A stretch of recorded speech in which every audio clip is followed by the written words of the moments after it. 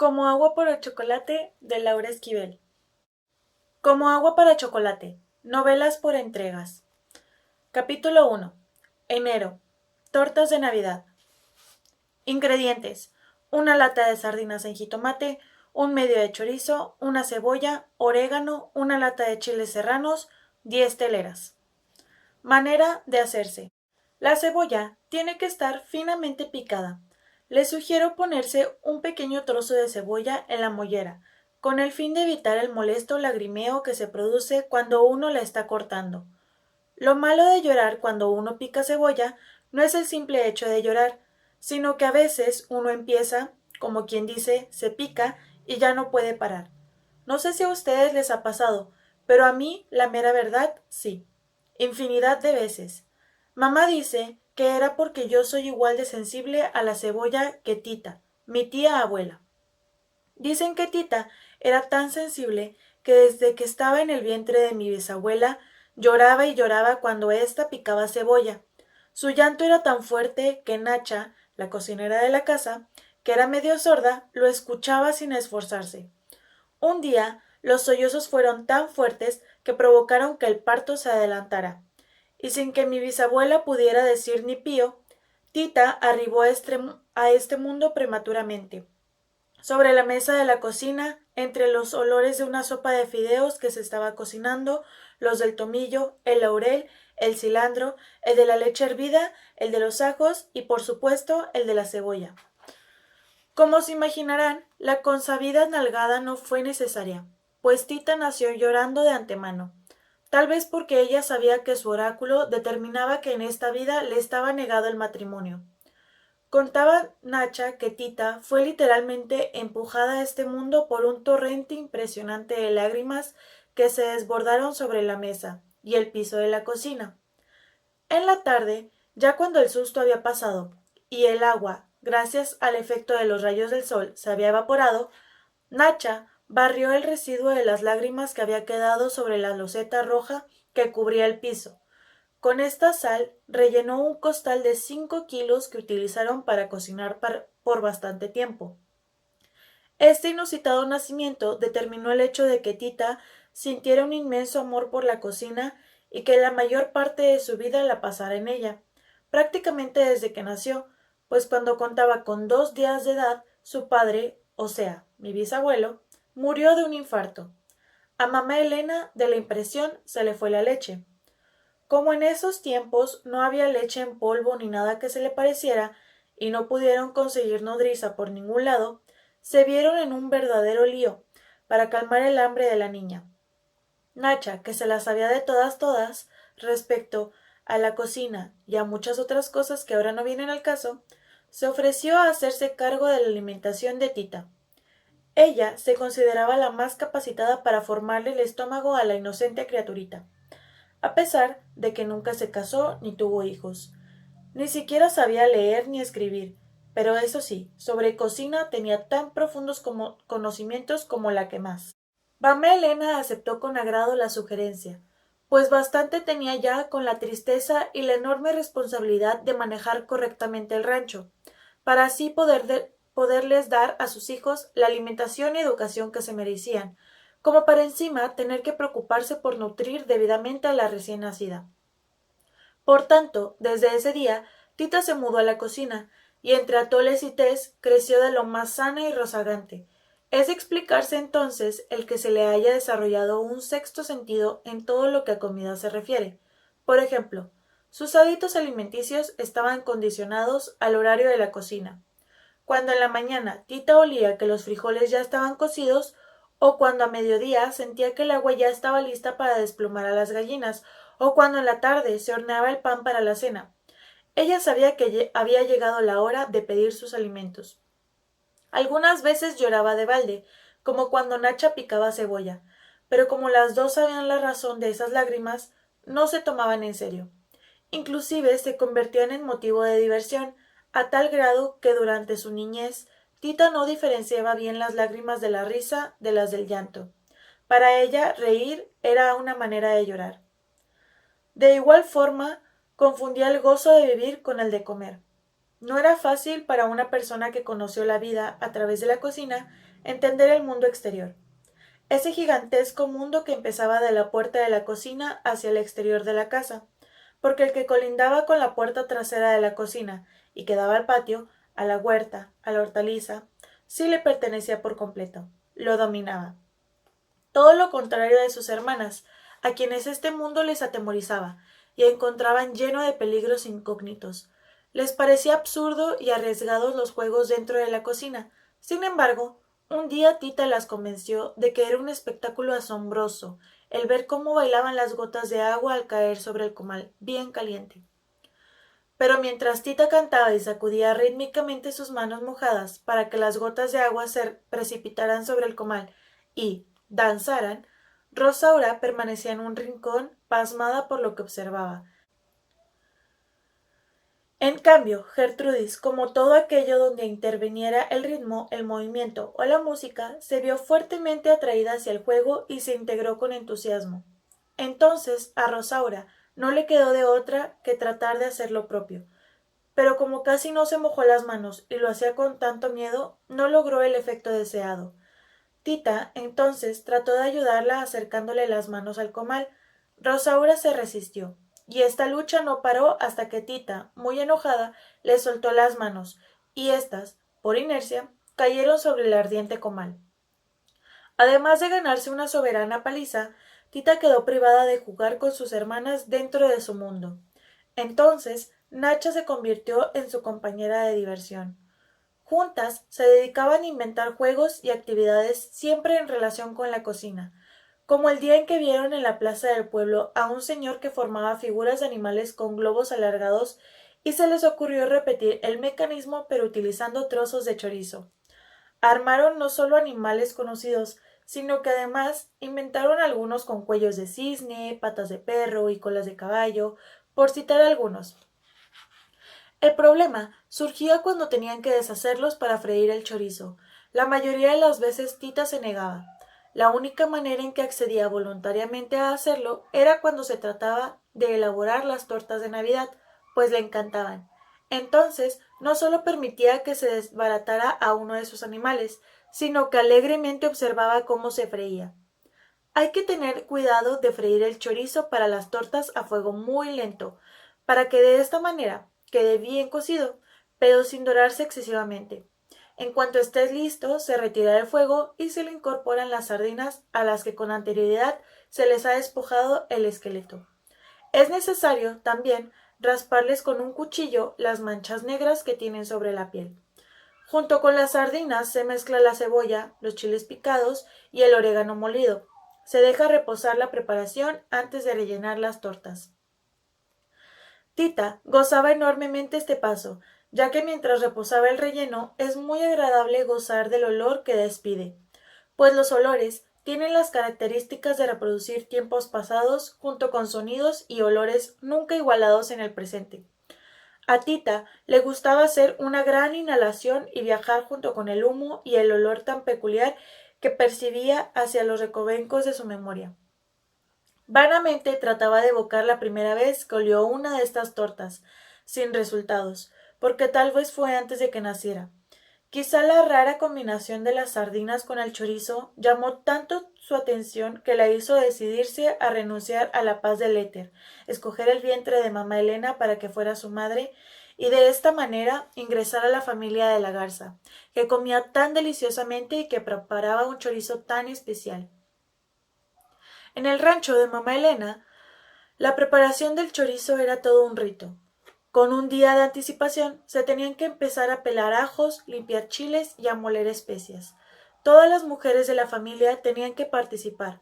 Mamá Elena, sus hijas Gertrudis, Rosaura y Tita, Nacha la cocinera y Chencha la sirvienta. Se sentaban por las tardes en la mesa del comedor y entre pláticas y bromas el tiempo se iba volando hasta que empezaba a oscurecer. Entonces mamá Elena decía: por hoy ya terminamos con esto. Dicen que al buen entendedor pocas palabras, así que después de escuchar esta frase, todas sabían qué era lo que tenían que hacer. Primero recogían la mesa y después se repartían las labores. Una metía las gallinas, otra sacaba agua del pozo y la dejaba lista para utilizarla en el desayuno, y otra se encargaba de la leña para la estufa. Ese día ni se plancha, ni se bordaba, ni se cosía ropa. Después, todas se iban a sus recámaras a leer, rezar y dormir. Una de estas tardes, antes de que mamá Elena dijera que ya se podían levantar de la mesa, Tita, que entonces contaba con 15 años, le anunció con voz temblorosa que Pedro Musquiz quería venir a hablar con ella.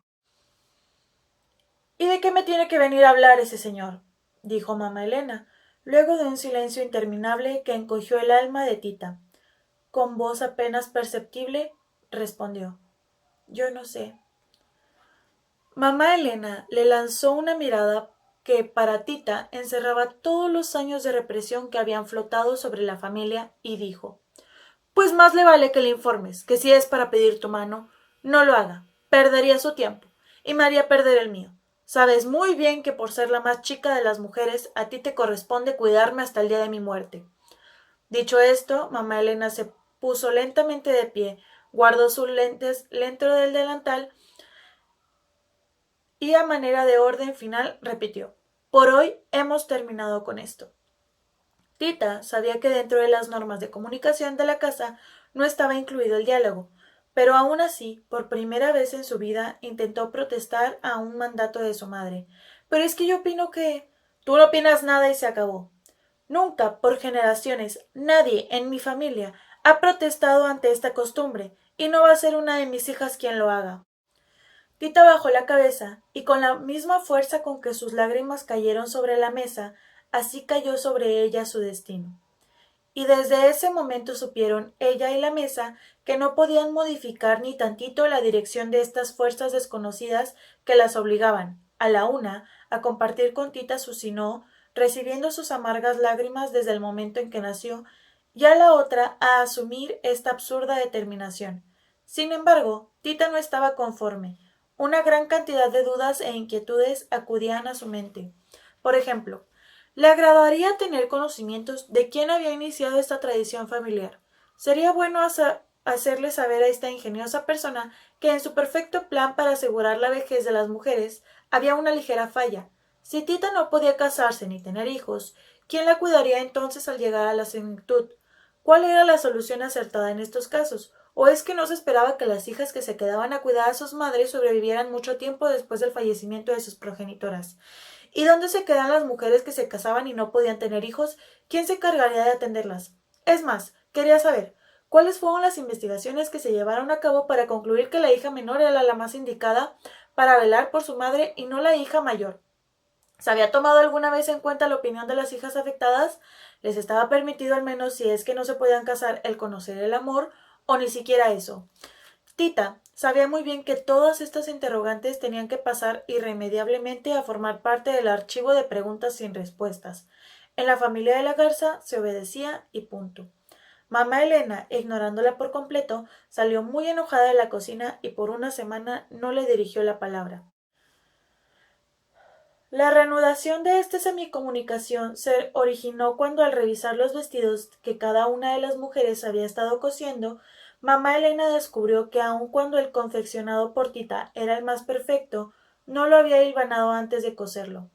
Te felicito, las puntadas son perfectas, pero no lo hilvanaste, ¿verdad? No, respondió Tita, asombrada de que le hubiera levantado la ley del silencio. Entonces lo vas a tener que deshacer. Lo hilvanas, lo coses nuevamente y después vienes a que te lo revise, para que recuerdes que el flojo y el mezquino andan doble su camino. Pero eso es cuando uno se equivoca, y usted mismo dijo hace un momento que el mío era... Vamos a empezar otra vez con la rebeldía. Ya bastante tenías con la de haberte atrevido a coser rompiendo las reglas. Perdóname, mami, no lo vuelvo a hacer. Tita logró con estas palabras calmar el enojo de mamá Elena. Había puesto mucho cuidado al pronunciar el mami en el momento y en el tono adecuado. Mamá Elena opinaba que la palabra mamá sonaba despectiva, así que obligó a sus hijas desde niñas a utilizar la palabra mami cuando se dirigieran a ella. La única que se resistía o que pronunciaba la palabra en un tono inadecuado era Tita, motivo por el cual había recibido infinidad de bofetadas. Pero qué bien lo había hecho en ese momento. Mamá Elena se sentía reconfortada con el pensamiento de que tal vez ya estaba logrando doblegar el carácter de la más pequeña de sus hijas. pero desgraciadamente albergó esta esperanza por muy poco tiempo, pues al siguiente día se presentó en casa Pedro Musquiz, acompañado de su señor padre, con la intención de pedir la mano de Tita. Su presencia en la casa causó gran desconcierto. No esperaban su visita. Días antes, Tita le había mandado a Pedro un recado con el hermano de Nacha, pidiéndole que desistiera de sus propósitos. Aquel juró que se lo había entregado a don Pedro, pero el caso es que ellos se presentaron en casa de mamá Elena. Los recibió en la sala, se comportó muy amable y les explicó la razón por la cual Tita no se podía casar. Claro que si les interesa es que Pedro se case, pongo a su consideración a mi hija Rosaura, solo 2 años mayor que Tita, pero está plenamente disponible y preparada para el matrimonio. Al escuchar estas palabras, Chencha por poco tira encima de mamá Elena la charola con café y galletas que había llevado a la sala para agasajar a don Pascual y su hijo. Disculpándose, se retiró apresuradamente hacia la cocina, donde le estaban esperando Tita, Rosaura y Gertrudis para que les diera un informe detallado de lo que acontecía en la sala. Entró atropelladamente y todas suspendieron de inmediato sus labores para no perderse una sola de sus palabras. Se encontraban ahí reunidas con el propósito de preparar tortas de Navidad. Como su nombre lo indica, estas tortas se elaboran durante la época navideña, pero en esta ocasión las estaban haciendo para festejar el cumpleaños de Tita. El 30 de septiembre cumpliría 16 años y quería celebrarlos comiendo uno de sus platillos favoritos. Ay, si no, su mamá habla de estar preparada para el matrimonio como si fuera un plato de enchiladas, y ni así, porque pues no es lo mismo que lo mismo. Uno no puede cambiar unos tacos por unas enchiladas así como así. Chencha no paraba de hacer este tipo de comentarios mientras les narraba, a su manera, claro, la escena que acababa de presenciar. Tita no conocía lo exagerada y mentirosa que podía ser Chencha, por lo que no dejó que la angustia se apoderara de ella. Se negaba a aceptar como cierto lo que acababa de escuchar. Fingiendo serenidad, siguió partiendo las teleras para que sus hermanas y Nacha se encargaran de rellenarlas. De preferencia, las teleras deben ser horneadas en casa, pero si no se puede, lo más conveniente es encargar en la panadería unas teleras pequeñas, pues las grandes no funcionan adecuadamente para esta receta. Después de rellenarlas, se meten 10 minutos al horno y se sirven calientes. Lo ideal es dejarlas al sereno toda una noche envueltas en una tela, para que el pan se impregne con la grasa del chorizo. Cuando Tita estaba acabando de envolver las tortas que comerían al día siguiente, entró en la cocina mamá Elena, para informarles que había aceptado que Pedro se casara, pero con Rosaura. Al escuchar la confirmación de la noticia, Tita sintió como si el invierno le hubiera entrado al cuerpo de golpe y porrazo.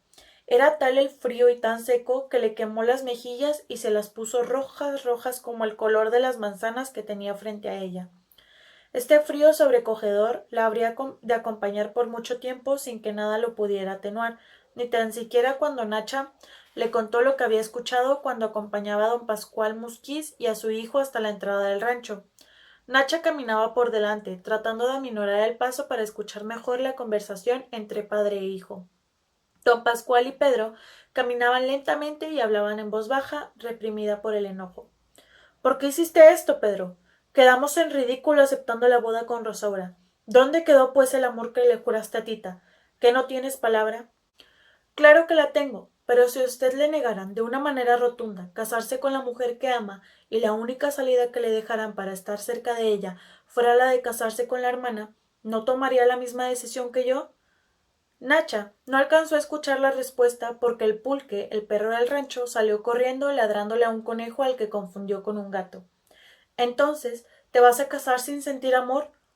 No, papá. Me caso sintiendo un inmenso e imperecedero amor por Tita. Las voces se hacían cada vez menos perceptibles, pues eran apagadas por el ruido hacia los zapatos al pisar las hojas secas. Fue extraño que Nacha, que para entonces estaba más sorda, dijera haber escuchado la conversación. Tita igual le agradeció que se lo hubiera contado, pero esto no modificó la actitud de frío respeto que desde entonces tomó para con Pedro. Dicen que el sordo no oye, pero compone. Tal vez Nacha solo escuchó las palabras que todos callaron. Esa noche fue imposible que Tita conciliara el sueño. No sabía explicar lo que sentía. Lástima que en aquella época no se hubiera descubierto los hoyos negros en el espacio, porque entonces le hubiera sido muy fácil comprender que sentía un hoyo negro en medio del pecho, por donde se le colaba un frío infinito. Cada vez que cerraba los ojos podía revivir muy claramente las escenas de aquella noche de Navidad, un año atrás, en que Pedro y su familia habían sido invitados por primera vez a cenar a su casa, y el frío se le agudizaba. A pesar del tiempo transcurrido, ella podía recordar perfectamente los sonidos, los olores, el roce de su vestido nuevo sobre el piso recién encerado, la mirada de Pedro sobre sus hombros. Esa mirada. Ella caminaba hacia la mesa llevando una charola con dulces de yemas de huevo como la sintió, ardiente, quemándole la piel. Giró la cabeza y sus ojos se encontraron con los de Pedro. En ese momento comprendió perfectamente lo que debe sentir la masa de un buñuelo al entrar en contacto con el aceite hirviendo. Era tan real la sensación de calor que invadía todo su cuerpo, que ante el temor de que, como a un buñuelo, le empezaran a botar burbujas por todo el cuerpo, la cara, el vientre, el corazón, los senos, Tita no pudo sostenerle esa mirada y bajando la vista cruzó rápidamente el salón hasta el extremo opuesto, donde Gertrudis pedaleaba en la pianola del vals Ojos de Juventud. Depositó la charola sobre una mesita de centro, tomó distraídamente una copa de licor de noyo que encontró en su camino y se sentó junto a Paquita Lobo, vecina del rancho. El poner distancia entre Pedro y ella de nada le sirvió. Sentía la sangre correr abrasadoramente por sus venas. Un intenso rubor le cubrió las mejillas y por más esfuerzos que hizo no pudo encontrar un lugar donde posar su mirada. Paquita notó que algo le pasaba y mostrando gran preocupación le interrogó. —Que está rico el licorcito, ¿verdad? —Mande usted. Te veo muy distraída, tita. ¿Te sientes bien? —Sí, muchas gracias. —Ya tienes edad suficiente como para tomar un poco de licor. En ocasiones especiales, pilluela. Pero dime, ¿cuentas con autorización de tu mamá para hacerlo? Porque te noto agitada y temblorosa. Y añadió lastimeramente. Mejor ya no tomes, no vayas a dar un espectáculo. Nada más eso le faltaba, que Paquita Lobo pensara que estaba borracha. No podía permitir que le quedara la menor duda o se exponía a que fuera a llevarle el chisme a su mamá. El terror a su madre la hizo olvidarse por un momento de la presencia de Pedro y trató por todos los medios de convencer a Paquita de la lucidez de su pensamiento y de su agilidad mental. Platicó de ella, de algunos chismes y bagaletas, inclusive le proporcionó la receta de noyo que tanto le inquietaba. Este licor se fabrica poniendo 4 onzas de almendras de Este licor se fabrica poniendo 4 onzas de almendra de alberchigo y media libra de almendras de albaricoque en una azumbre de agua por 24 horas para que aflojen la piel. Luego se pelan, se quebrantan y se ponen en infusión en 2 azumbres de agua ardiente por 15 días. Después se procede a la destilación. Cuando se han desleído perfectamente 2 libras y media de azúcar quebrantada en el agua, se le añaden 4 onzas de flor de naranja. Se forma la mezcla y se filtra.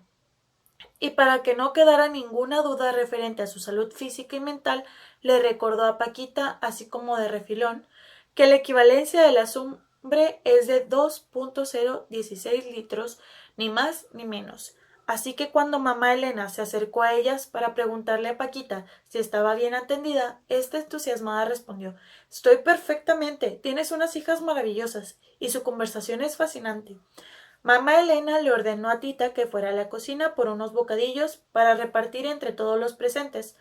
Pedro, que en ese momento pasaba por ahí, no por casualidad, se ofreció a ayudarla. Tita caminaba apresuradamente hacia la cocina sin pronunciar una sola palabra. La cercanía de Pedro la ponía muy nerviosa. Entró y se dirigió con rapidez a tomar una de las charolas con deliciosos bocadillos que esperaban pacientemente en la mesa de la cocina. Nunca olvidaría el roce accidental de sus manos cuando ambos trataron torpemente de tomar la misma charola al mismo tiempo. Fue entonces cuando Pedro le confesó su amor. Señorita Tita, quisiera aprovechar la oportunidad de poder hablarle a solas, para decirle que estoy profundamente enamorado de usted. Sé que esta declaración es atrevida y precipitada, pero es tan difícil acercársele que tomé la decisión de hacerlo esta misma noche. Solo le pido que me diga si puedo aspirar a su amor. No sé qué responderle. Deme tiempo para pensar. No, no podría. Necesito una respuesta en este momento. El amor no se piensa, se siente o no se siente. Yo soy hombre de pocas, pero muy firmes palabras. Le juro que tendrá mi amor por siempre. ¿Qué hay del suyo? ¿Usted también lo siente por mí? Sí, sí, sí y mil veces sí. Lo amó desde esa noche para siempre, pero ahora tenía que renunciar a él. No era decente desear al futuro esposo de una hermana. Tenía que tratar de ahuyentarlo de su mente de alguna manera para poder dormir. Intentó comer la torta de Navidad que Nacha le había dejado sobre su buró junto con un vaso de leche. En muchas ocasiones le había dado excelentes resultados. Nacha, con su gran experiencia, sabía que para Tita no había pena alguna que no lograra desaparecer mientras comía una deliciosa torta de Navidad, pero no en esta ocasión. El vacío que sentía en el estómago no se alivió. Por el contrario, una sensación de náusea le invadió.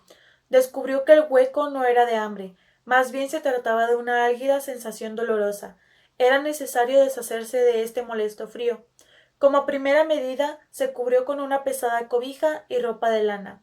El frío permanecía inamovible. Entonces se puso zapatos de estambre y otras 2 cobijas. Nada. Por último, sacó de su costurero una colcha que había empezado a tejer el día en que Pedro le habló de matrimonio. Una colcha como esta, tejida a gancho, se termina aproximadamente en un año, justo el tiempo que Pedro y Tita habían pensado dejar pasar antes de contraer nupcias. Decidió darle utilidad al estambre en lugar de desperdiciarlo y rabiosamente tejió y lloró y tejió, hasta que en la madrugada terminó la colcha y se la echó encima. De nada sirvió. Ni esa noche, ni muchas otras, mientras vivió, logró controlar el frío.